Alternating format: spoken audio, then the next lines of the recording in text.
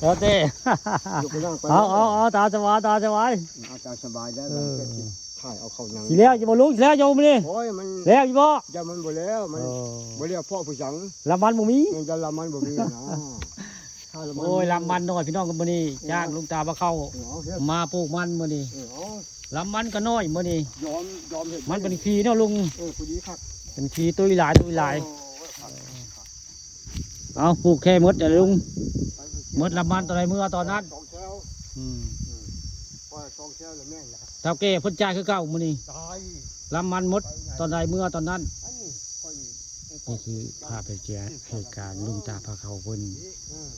มาละจ้างปลูกมันในมื้อนี้ผู้ค้าพาคำพาชมพามาชมสวนมันบ้านโคกศาสตร์ตำบลนาตาลได้จ้างลุงตาพาเข้าได้มาปลูกมันมื้อนี้มื้องามยามดีได้ก่อนสิไปบุญบังไฟพี่น้องบุญบังไฟบ้านนางเด้อพี่น้องเด้อวันที่9ได้มวยคู่อยู่โลกสงัดน้อยแหลมผ้าขึ้นชกกับอบตโชคดีมื้อนั้นมวยมัดกับมวยเข่ามวยมัดป่ายุนนะมวยเข่าสงัดน้อยแหลมผ้ามื้อนั้นถ้านกสงัดบ่ได้สิแพ้มวยเข่าสงัดได้เหมือนพี่น้องบุญบังไฟบ้านนางวันที่9เด้ออย่าลืมอย่าพลาด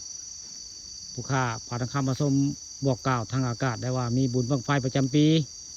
อยู่บ้านอ่างตำบลนาตาลมาสวนมันแต่เว้าเลยไปฮอดบ้านอ่างได้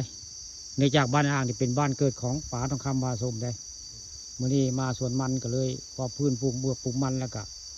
ลามพอบ้านนาอ่างพนักงานบุญประจำปีนึงมีทีนึงได้บ้านอ่างบุญบังไฟประจำปีมีมารับซิ่งแล้วก็มวยกลางคืนนี่พี่น้องเด้อลุงเวทไปบ่เลยไปเบิ่งมวยบ่วันที่9คันใครจะไปเบิ่งเนื้อมวยผู้เฒ่าตีเดียวได้ผู้เฒ่าอายุ70ไปแล้วตีเดียวค่ะรุ่นแล้วเขาเจ้าเพื่อนมวยไม่ธรรมดาได้รุ่นเจ้าคนละสงัดน้อยแหลมผ้าได้มือนะฮะผู้เฒ่าตีมวยได้ตีครับเอาปตยุนบ่ไปเบิ่งบ่บ่ไปกระท่าเบิ่งเงินช่องปานคำพาสมเด้อเบิ่งช่องน้องเคยเด้อคำอยากไปก็วันที่9เด้อบุญบังไฟมาลำซิ่งกลางเวนได้ให้แฟนเพจผู้ใดไปหลายแฟนเพจผู้ใดอยากเป็นเพื่อนปานคำมาชมให้กดติดตามเด้อปานคำมาชมมัน5,000แล้วครบแล้วครบเพื่อน5,000แล้วพี่น้องใครอยาก